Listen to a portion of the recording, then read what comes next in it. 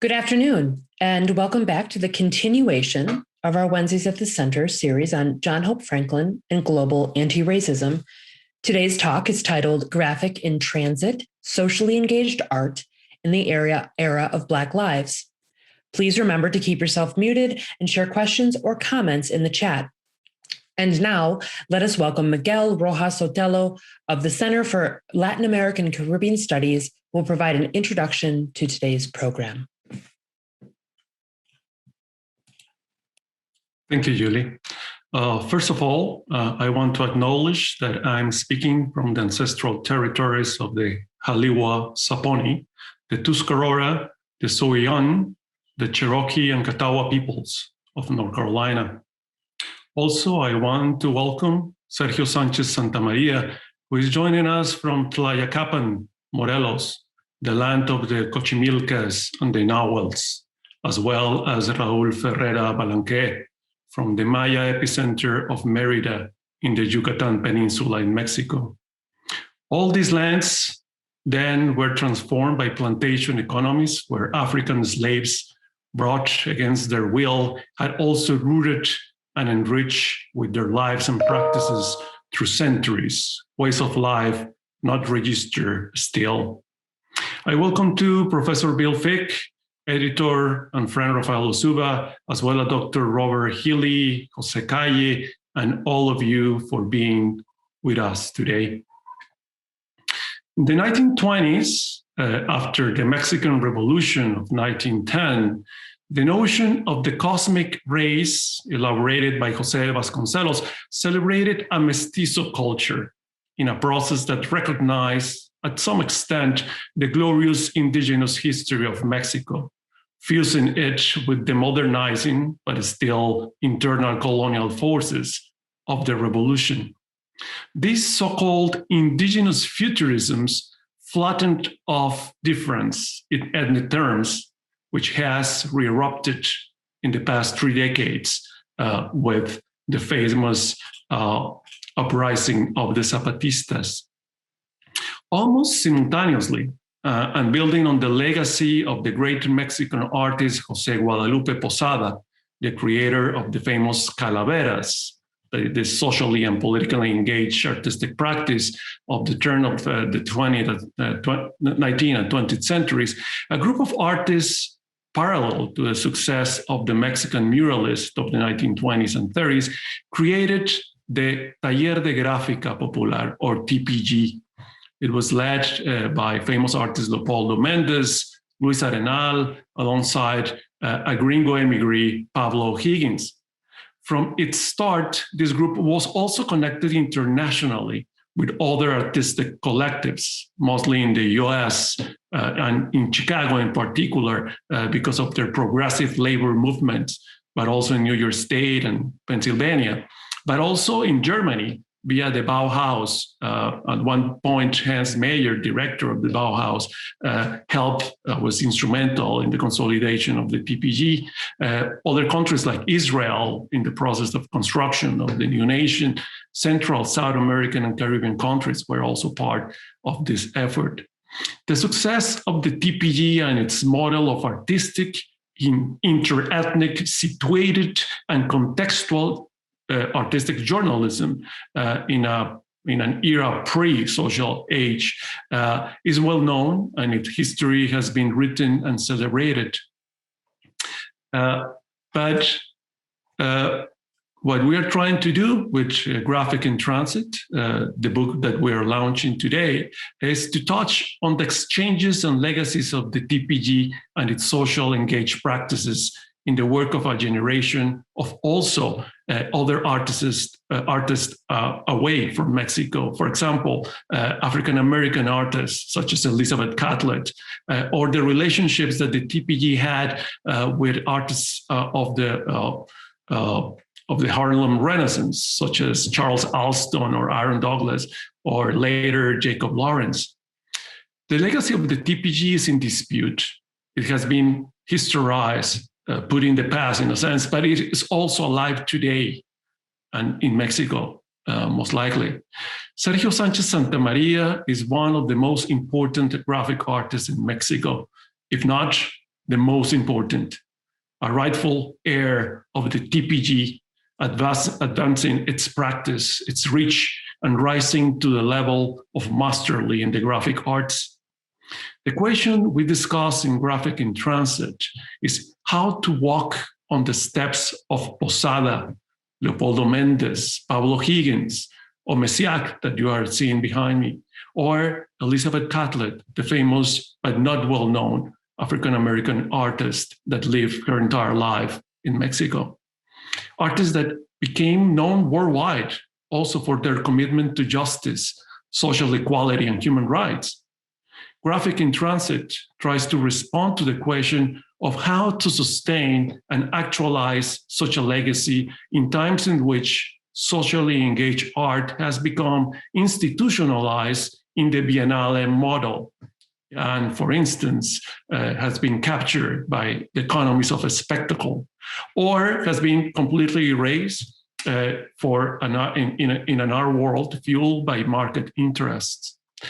Let's listen to some of the collaborators of this volume, Graphic in Transit, Sergio Sánchez Santamaría, that had dedicated their work to look at the forces of the TPG today, and an artist such as Sergio and his committed work and life in the pursuit of a situated, contextual, and yet highly masterly and artistic practice that is also socially engaged.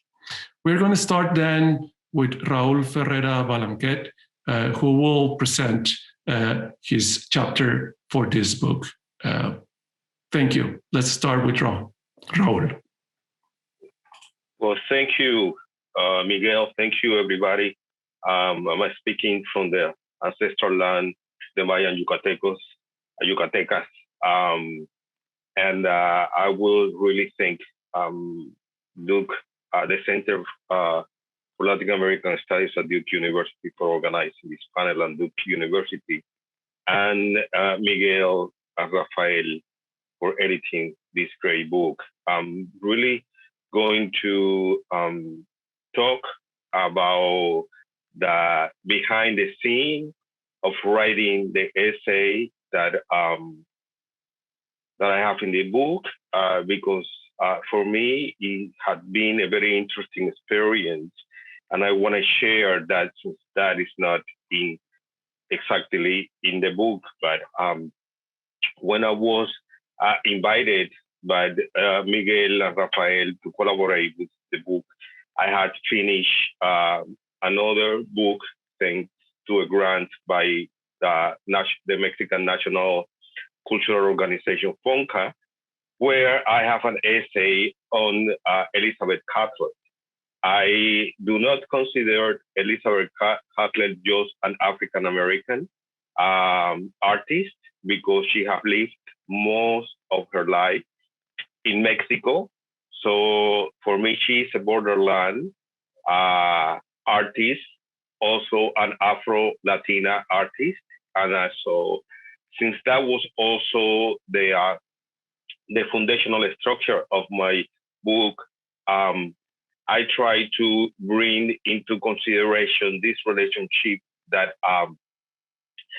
that African American artists who have migrated to Mexico, and how the placement in the history of Mexican art and Latin American art and Caribbean art, for that matter, and Afro-diasporic art in that sense. So I was invited during the time of doing the research for the book. I began to be noticing that there were a series of Afro-Mexican artists that were not showcases in many places. And one of them was Sergio Sánchez Santamaría. And when I started researching the situation of Afro-Mexican artists and Afro-Mexican community, it was surprising to me that even though Mexico had the first Afro-Latino president in the 1800s, at this very moment when I was doing the research, Vicente Guerrero. At the time I was doing the research, that the Afro-Mexican communities in Mexico were not recognized even as a city state.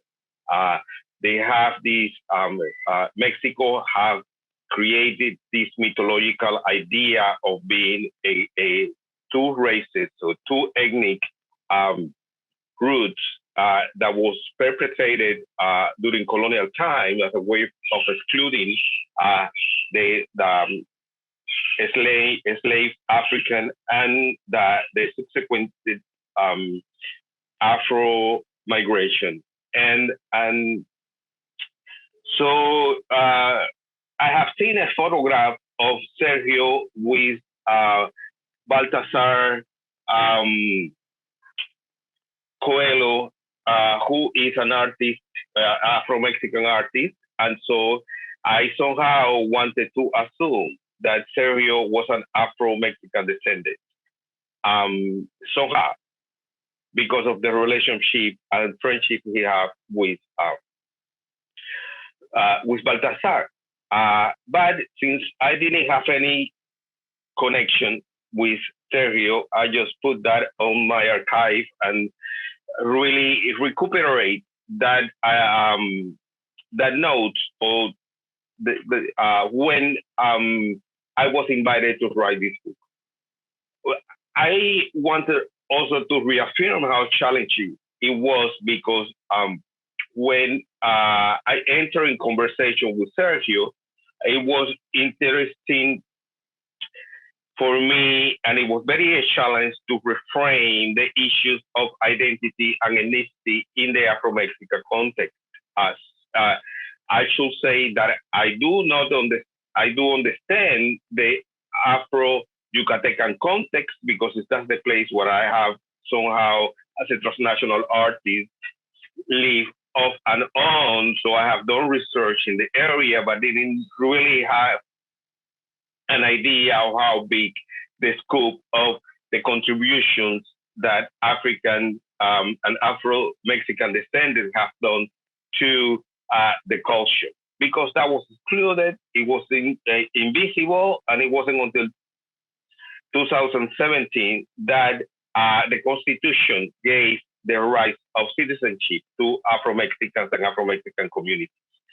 And so in my conversation with Sergio, it was a little bit awkward at the beginning because we didn't know each other. I wanted to bring the conversation about race, and Sergio immediately started talking about the cast painting.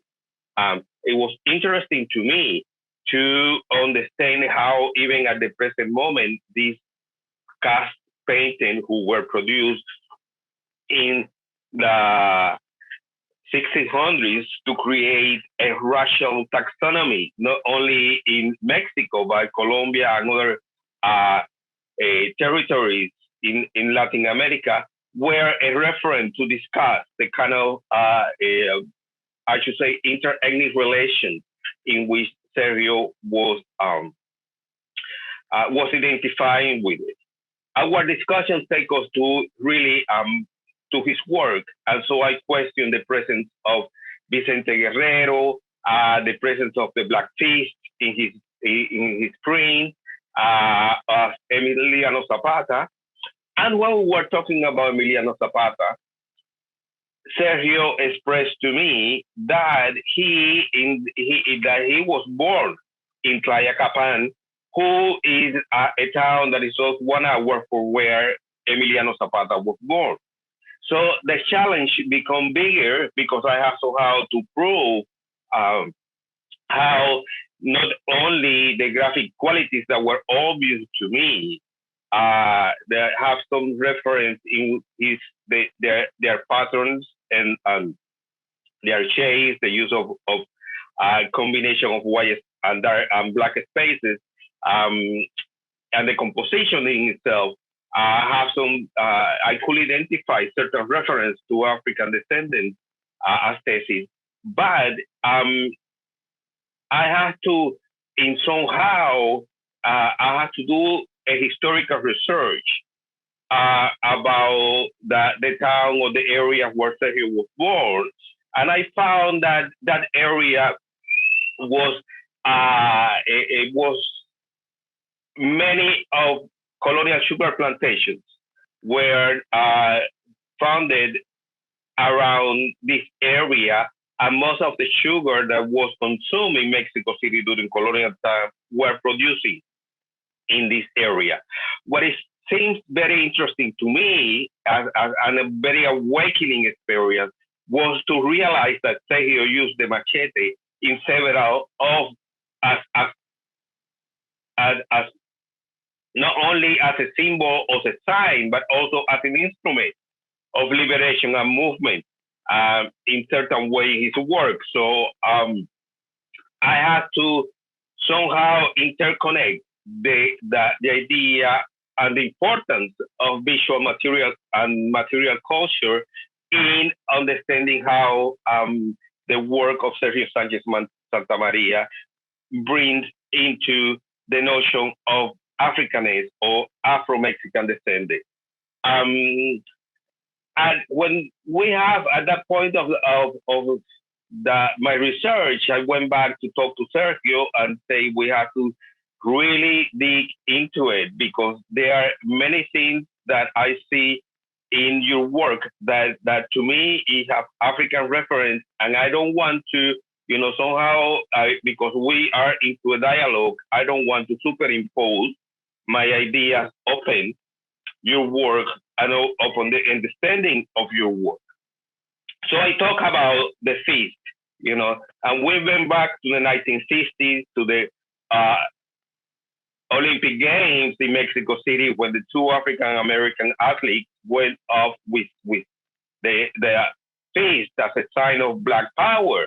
And so it was really interesting when we had the conversation to understand how this idea of the feast as a sign of Black power have related. Sergio Sánchez Santamaría relates that feast with a class struggle as well. That has to do with the rural conditions of the places where he has lived, and where really strong as the Zapatista movement of led by Emiliano Zapata and Morelos, for that matter too, came into place and have contributed so much to the history of independence in Mexico. What I really wanted to do, because Sergio was part of, it's an important part of the Taller de Gráfica Popular, was to figure out a way to combine my previous research with Elizabeth Catlett. And I told him I was going to do that, and Sergio responded to me, that I went, my professor at San Carlos, she was a student of Elizabeth Catlett, and she was the one who sent me to the Taller of Gráfica Popular, and how Sergio really opened himself to explain his experience at the Taller de Gráfica Popular, which is he considered one of his most important schools, because not only he have access to all the work that have been produced at the Taller, but many of the important printmakers, Mexican printmakers, still came to the Taller of Gráfica Popular during the time that Sergio was actually a young artist working there as an assistant, and how important it was for him to be part of that process. And so it was really interesting that I became aware that not only that Elizabeth Catlett and Sergio belong in different times or participated in different times to this important collective of artists who have marked their presence and still today in many histories of art and printmaking. But at the same time, it was a really interesting challenge to talk about how the self-representation of Sergio in his work, to me, it was presented as being an African descendant. What is really interesting that at that moment Sergio said, hey, wait a minute. I'm an indigenous, I'm an African. So that is an intrinsic relationship with that. And it resonates within myself because I'm an indigenous and an Afro and an Arab born in Cuba. And so this kind of inter-ethnic relations that have taken place in the colonial territories are still taking place today because other historical and social conditions were ingrained in his work. And I could figure out a way to write about that because to me, there were certain face features that Sergio do have that speak to me, to this certain African, I should say, face figures, but at that very moment, what it was really important to guide the work.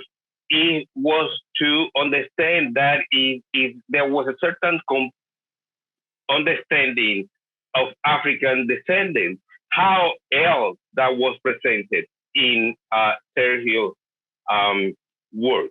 And so how, as the ancestral power comes into the presence of creative and critical process, I was able to begin to see how in the movement and the gestures and the dance that are represented in Sergio's, in many of Sergio's prints, they are related to what is called the Africa, Congo aesthesis of Vidensi, with a series of gestures that and have been studied and researched, that gestures that they communicate not only with others in the community, but with the cosmogony, with the deities, the skies. And so it was a very interesting point to realize how that the ancestral memory is able to transcend through times and come out as the way that Sergio expresses that ancestrality in his work. And I'm going to end with that. And I really thank you, all of you, and thank you, Sergio, also for the opportunity to really research and write about his work.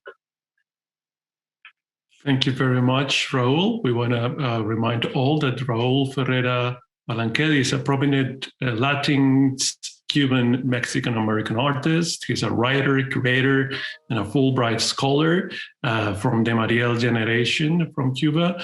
He holds a PhD from Duke University and MFA from University of Iowa. Some of the images you saw of Elizabeth Catlett comes from the collection of the Stanley Museum of Iowa, because it's one of the largest spaces that holds the collection of this important artist. And he is very active as an artist and an art critic. And now it's a pleasure to invite Professor Bill Fick, who is also an artist, a printmaker who lives in Durham, North Carolina.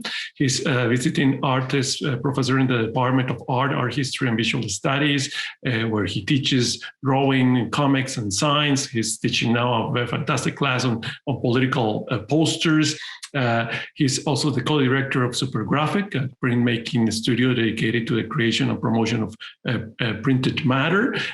He co-hosted Sergio Sánchez when he came in 2016, and he is also the director for visual arts at the Ruby. Welcome, Vic. It's a great pleasure to have you here. Thank you, Miguel. It's a great pleasure to be here, and really terrific opportunity to participate in the creation of this amazing book. There aren't so many books out there with this kind of work. As someone who creates this kind of work, it's a thrill to be able to be a part of something like this. I was going to just speak briefly about the interaction that I had with Sergio when he was here. If Miguel could just go to those pages that have those images that he made when he was here, the lino cuts. Is that possible, Miguel?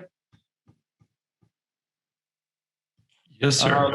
That'd be great, because then I can speak to those.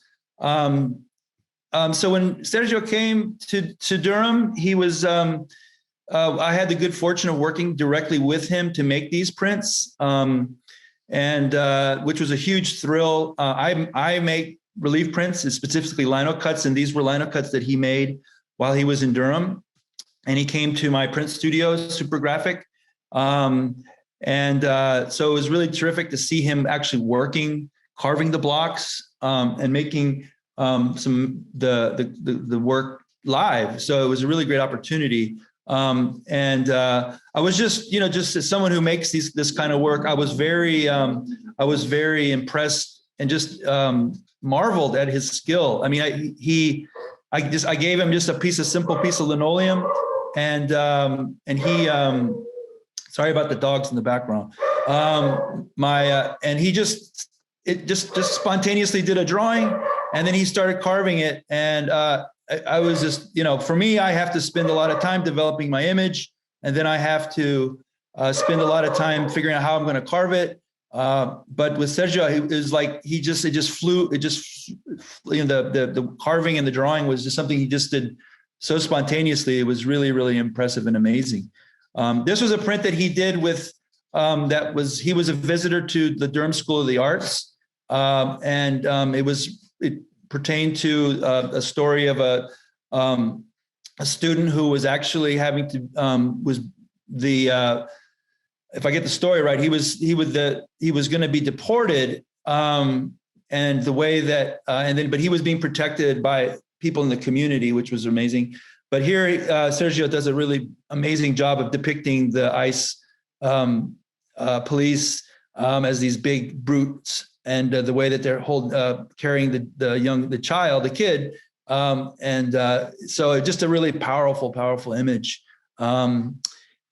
Let's see, Miguel, do you have some of the other ones? The thing that I really love about Sergio's work is the way that he's using the traditions of the TGP and Mexican printmakers like Posada, and the way he's taking the tradition and he's updating it and incorporating modern iconography and elements. Like here you see the character, the calavera has a modern hairstyle, and I love the way that Sergio uses the tennis shoes. He puts these high tops, and just sort of the style of the calavera is really great. It's fantastic.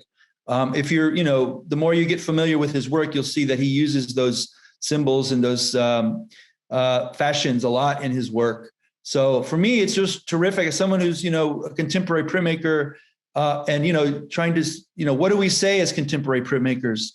And I think Sergio does an amazing job of taking tradition, but making it very, very contemporary and addressing so many issues that are important to our world. And so I think he's just an amazing example of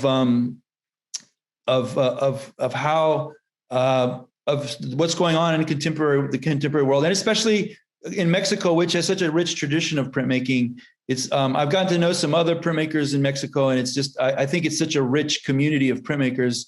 And as Miguel was saying in the beginning, I think there's no question that Sergio is the best, one of the best practitioners, if not the best practitioner of relief printmaking. And you should see he does drawings and murals, and it's just it's been a pleasure to get to know him and understand his work. Here's an example of a mural. He did this like so quickly. I was amazed with the speed with which he came up with these ideas. But here he made a mural with students at Duke.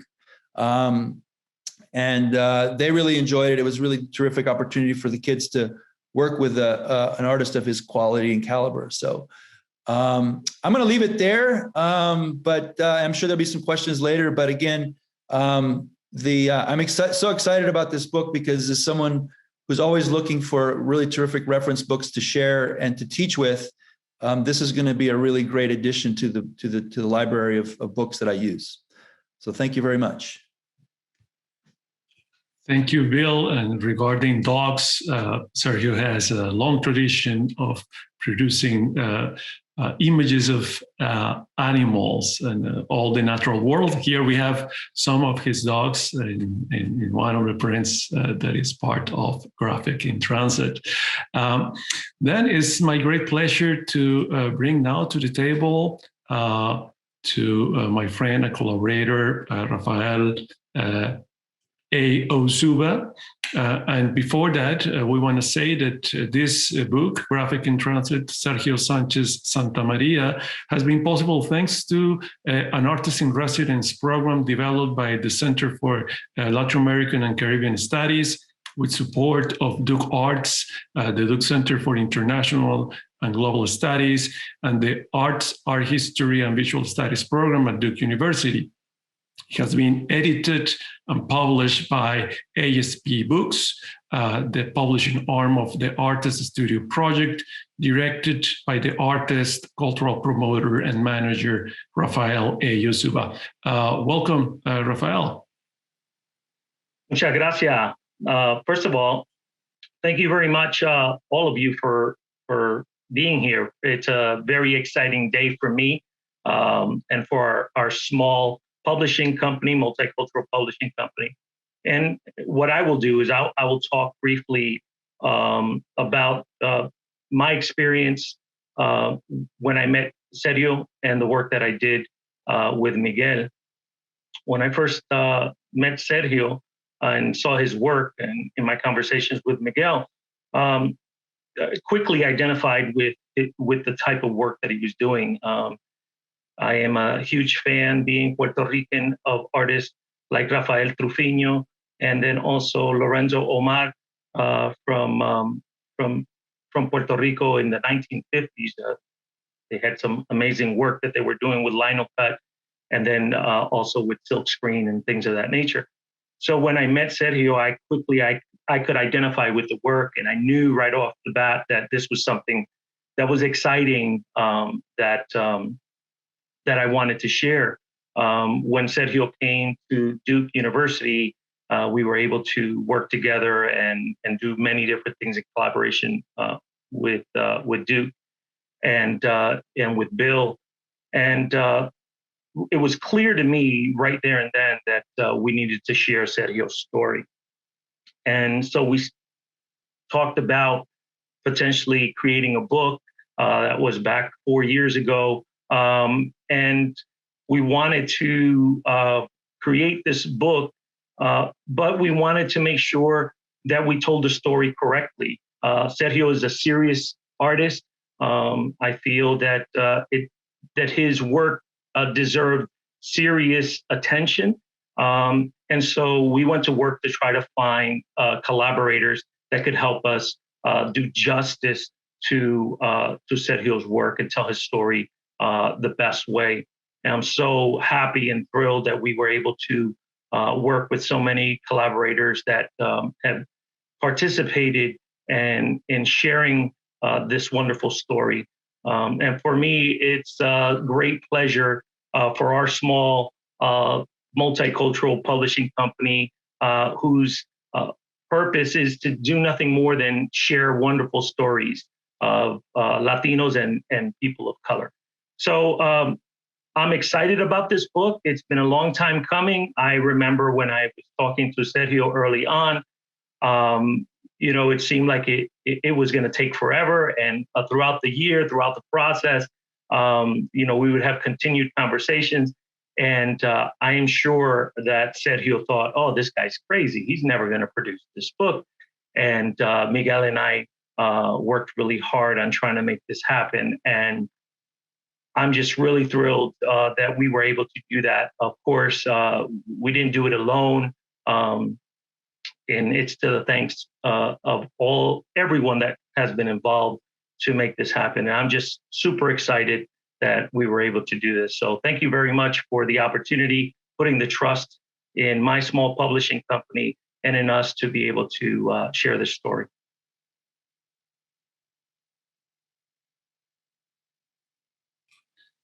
And I just wanted to say that the book now, and I want to invite Rafael to share the good news about the book. The book has major issues. I mean, it's a 300-page book, monograph on the work of Sergio Sánchez Santamaría in the context of the long history of socially engaged art making in Mexico and global socially engaged art making.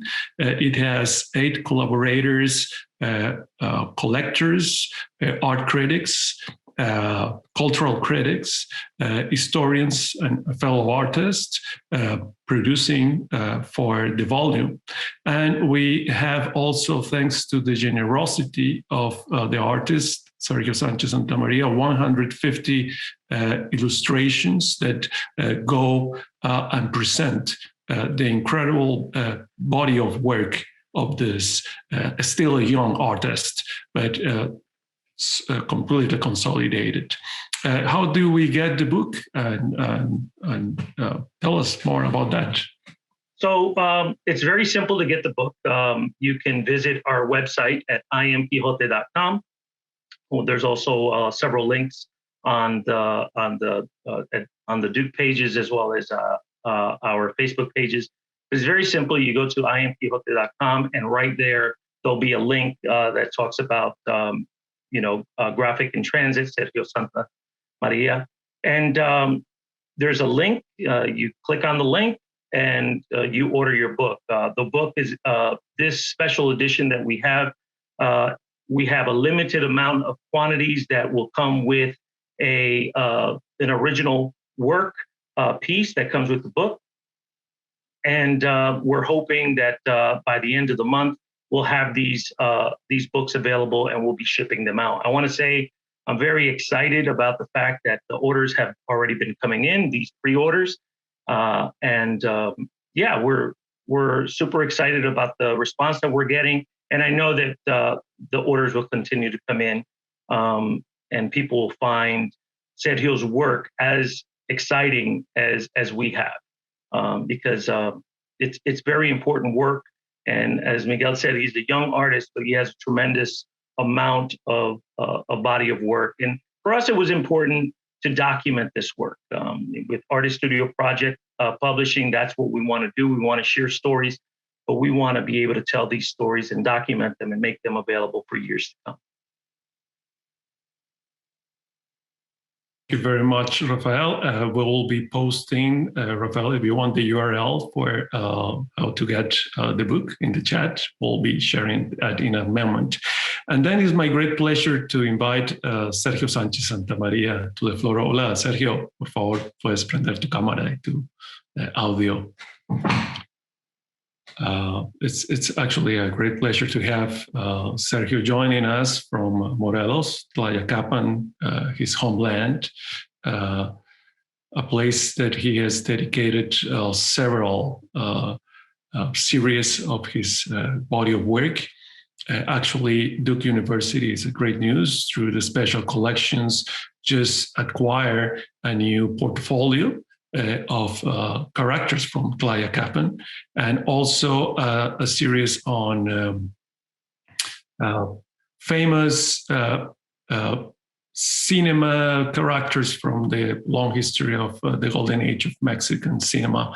Then is going to be soon available through special collections at Duke University.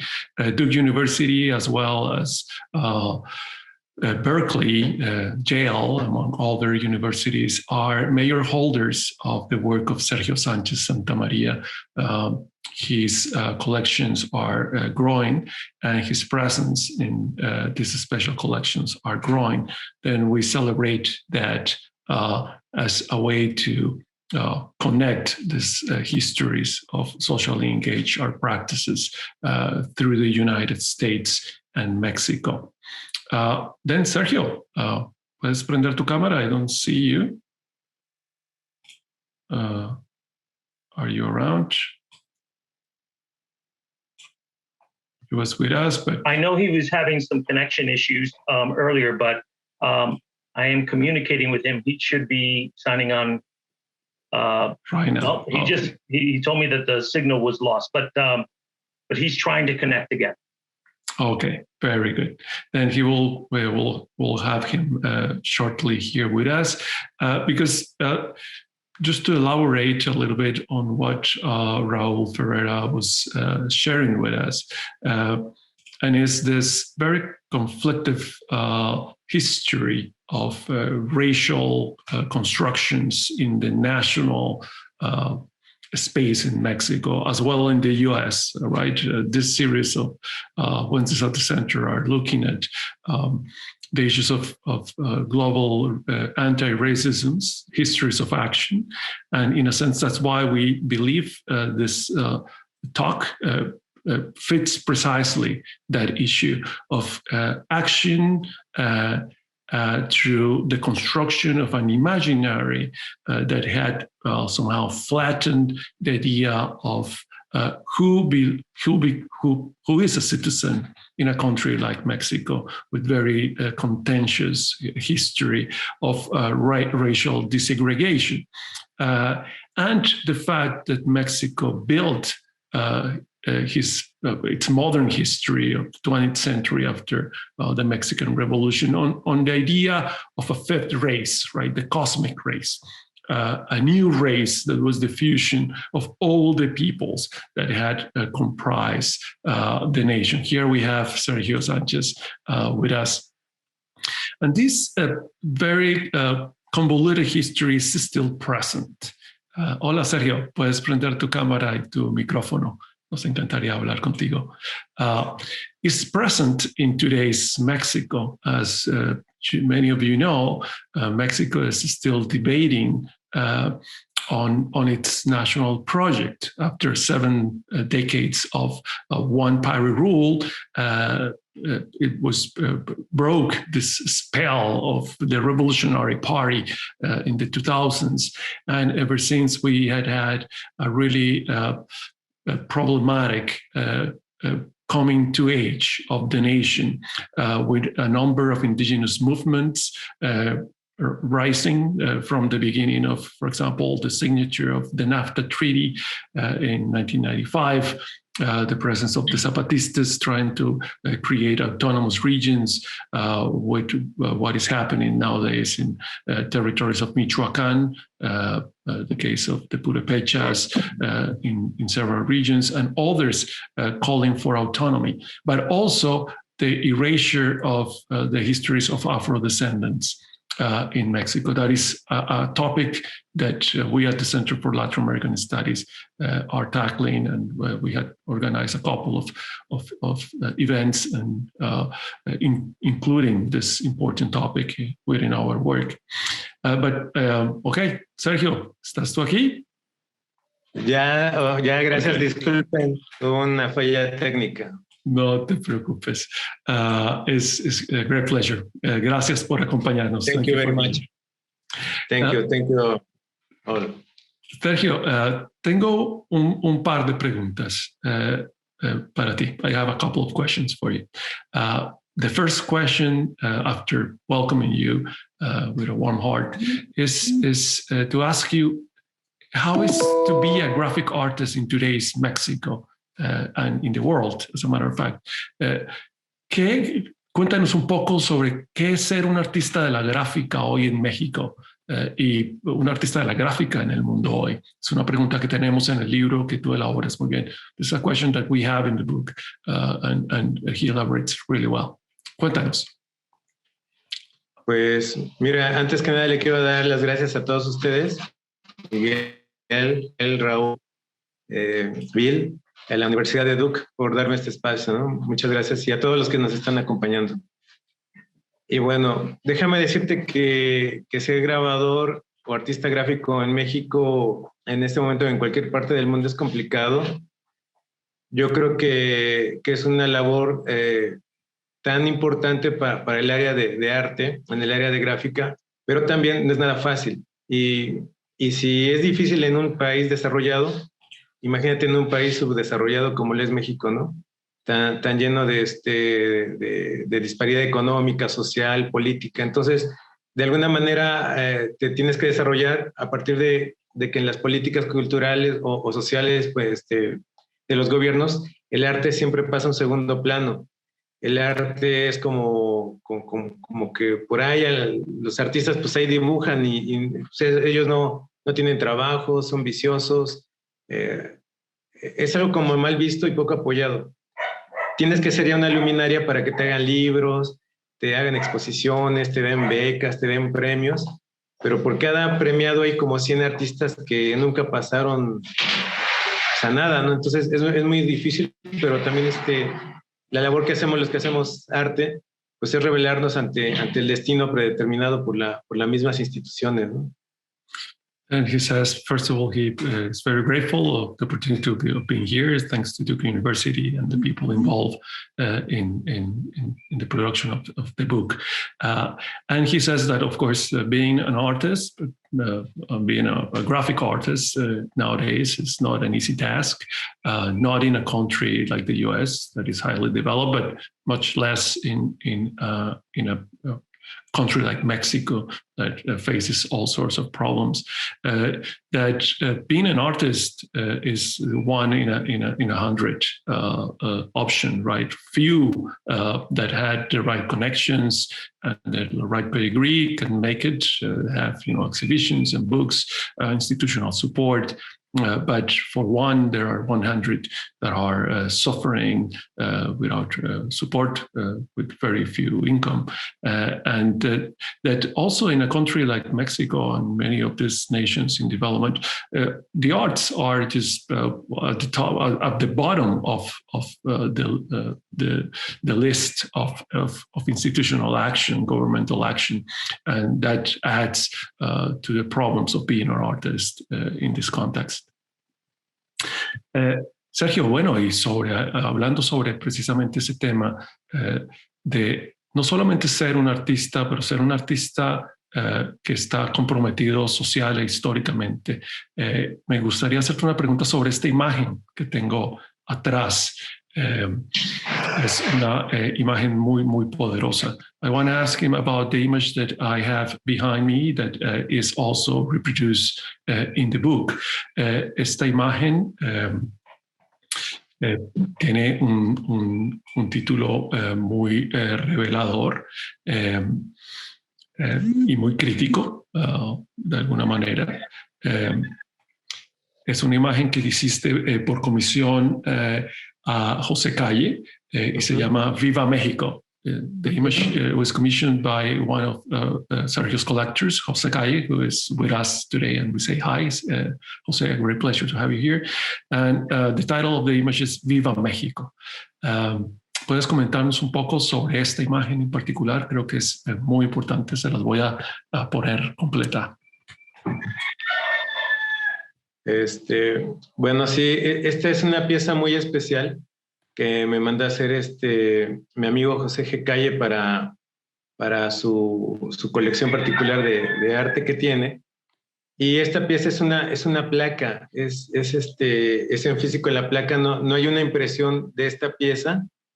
Y el tema versa un poquito en lo que nos preocupa muchísimo a todos, ¿no?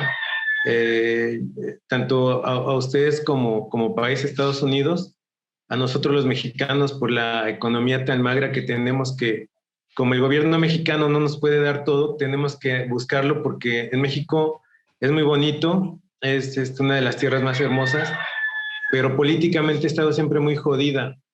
Entonces, muchas familias tienen que subsistir de ir a los Estados Unidos para poder hasta comer, ¿no?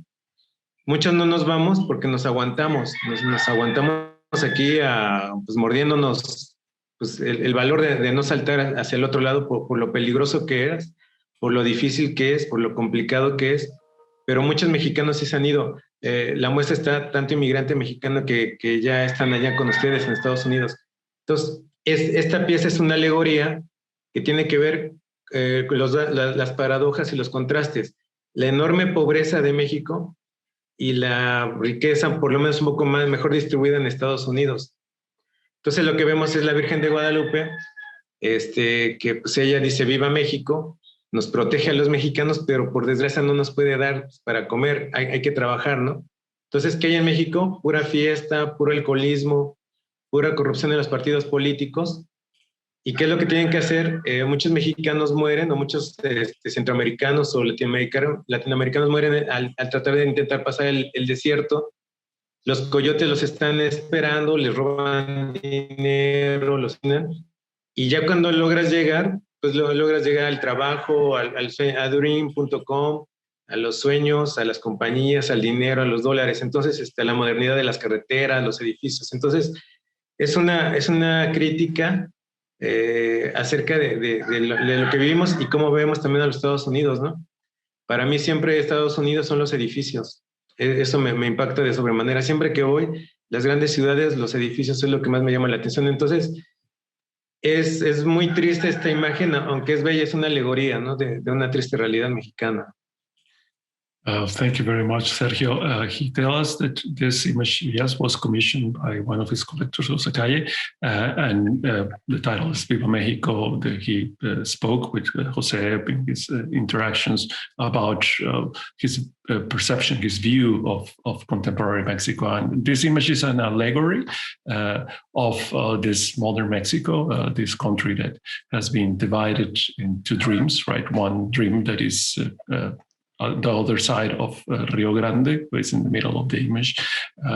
What happens in the left side of the image, in which La Virgen, the Virgin, is superseeing and looking at the people, and the option of a lost dream, only resides on the other side.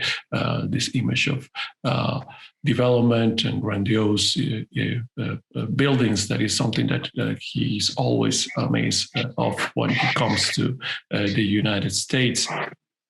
Yo quería hacerte una pregunta puntual, y es ¿por qué pones a este cuerpo negro, desnudo, envuelto en estas hojas de maíz al centro? I wanted to ask him this question about this black female body, nude, in the middle, a beautiful body in the middle of this image, is embraced by current tasks and is at the forefront of the image. Esta alegoría pues tenía que ser un poco ilustrativa, monográfica, y tratar de concentrar el mayor símbolo de imágenes en un espacio determinado. Y lo que viene siendo la parte de en medio central, en la parte superior, es como la mujer mexicana, ese híbrido racial a posteriori de la conquista, que fue un hecho históricamente determinante para el México que somos actualmente. Entonces la mujer es como tremulata, indígena, su piel es negra, pero sus rasgos son entre mayas, nahuatlacas. Está acostada sobre una cama de maíz, con algunas mazorcas se llegan a ver ahí, y Quetzalcóatl saliendo de esa parte. Entonces es como haciendo quizás un poquito de alusión a la Capilla Sixtina de Miguel Ángel, cuando el mero Dios está casi tocando al hombre, a Adán. Es como esa alusión, ¿no? Como la madre. No es de embalde que la Virgen de Guadalupe sea la madre de todos los mexicanos. Tonantzin fue una figura prehispánica, fundamental, digamos, en la cultura mexicana. La idea de la madre está, creo que hasta mal planteado lo de patria. Debería ser matria, porque la madre es como un elemento primordial en los hogares, en las casas. Entonces, la madre que es la patria, paradoja, es la que nos protege, la que nos da, y la que quizás también hace, pues tienes que seguir adelante, ¿no? Oh, thank you so much. Eso simboliza esta mujer. I'm going to try to summarize such amazing response. And of course, in the composition of the image, the central axis is the most important in the upper part. In this piece, Sergio represents this woman that, yes, is nude, that has a dark color of her skin, but that she is the mixture, this construction of what a Mexican person will look like between Maya and indigenous and Afro too, and embraced by corn that is like at the center of the construction of the idea of Mesoamerica. And Quetzalcoatl emerges from there. It's also a relation or a connection with what he saw in the Sixtine Chapel, in the idea of the creation. And he brings something else that is very interesting, is that for Mexico, Tonantzin, that actually is reinterpreted or reassuming the image of the Virgin, calls of a better construction of what the fatherland it is, that he says is not fatherland, it's motherland, right? Not from patriarchal structures, but for matriarchal structures that will represent much better the nourishing dimension of Tonantzin and the cosmovision of the Mexican people. Then, yes, is highly symbolic. Is part of the allegory and is at the center of the axis of representation. Very interesting. Muchísimas gracias, Sergio. We want to use this final 4 or 5 minutes to open for questions. Please, anyone who wants to address a question to Sergio, this will be the moment. And I just wanted to also, we were listening to dogs a little bit ago with Bill. In the background, dogs are present in the U.S. landscape. Almost every house has a dog. But we are listening to gallos, cocks in the back of Sergio. Escuchamos a los gallos que están tan presentes en tu producción. Sorry, No, nothing to do. It's beautiful to listen to them. Entonces, ¿alguna pregunta? There is any question, please, in Spanish or English? Will be great to have any question for you. There is a question. They're asking if we could show some of the images from the book. Oh, sure, definitely. I can just go and do that right now. We can start with the cover and then show some of the amazing works. Yeah. Yes, this is the cover of the book. So you can see it. Graphic in Transit is a fragment of one of the images of that is also present in the book. Sergio has several lines of work. One of those is the construction of this idea of Mexico as a nation, the symbolic dimension of a nation in which the eagle and the serpent that also is part of the cosmovision of indigenous peoples, and the Quetzalcoatl image is present as part of the national symbol. Then that's the cover of the book.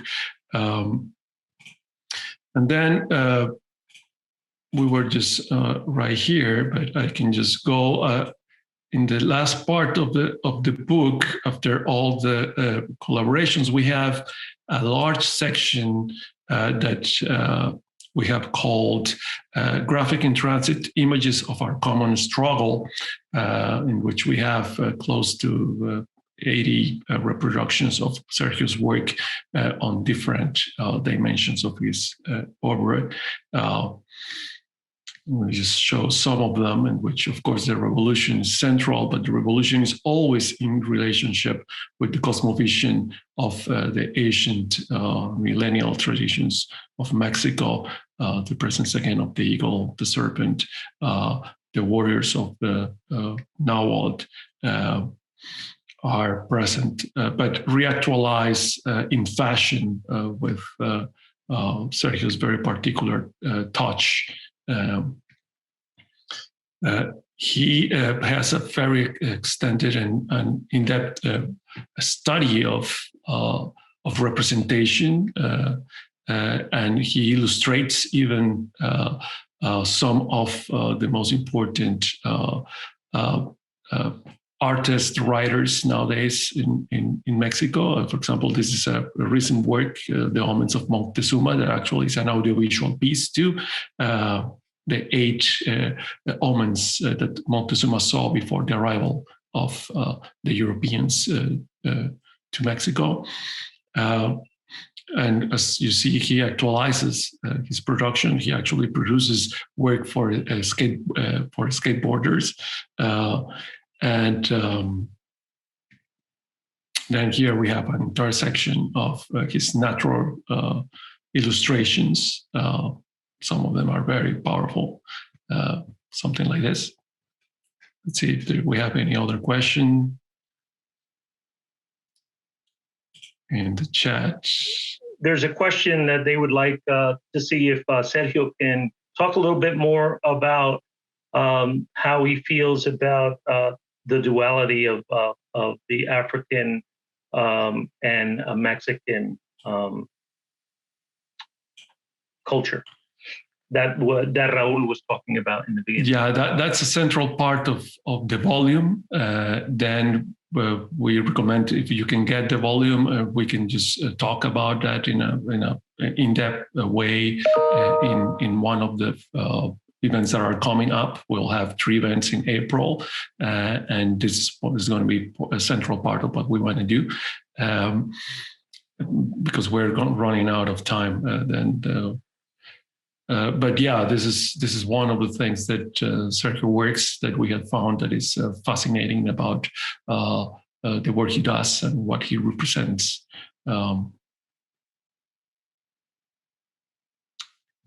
Okay, then yes, it's 1:02. We don't want to take more time from all of you. Thank you so much. We try to keep the time as was negotiated before. I just want to say thank you very much, everybody, for being today in the launching of this book, Graphic in Transit. We hope you get a copy of it. It will be in every single university library soon. And if you get one of the first edition, special edition, you will get one original signed print by artist Sergio Sánchez Santamaría. I want to say thank you to all the participants, Raul Ferreira, Bill Fick, Rafael Tezuma, and especially Sergio Sánchez Santamaría for joining us. All of you, thank you very much for joining us. And then Julie will tell us what is coming next in Wednesdays at the Center. Wow, what a wonderful conversation today. Thank you to Miguel for organizing this and to everyone who is participating. Thank you for being here. Thanks to Clax, Dusigs, and the John Hope Franklin Center for sponsoring today's talk. Join us on March 30th next week for the graduate working groups and global issues for our next Wednesday at the Center. And we hope to see you shortly.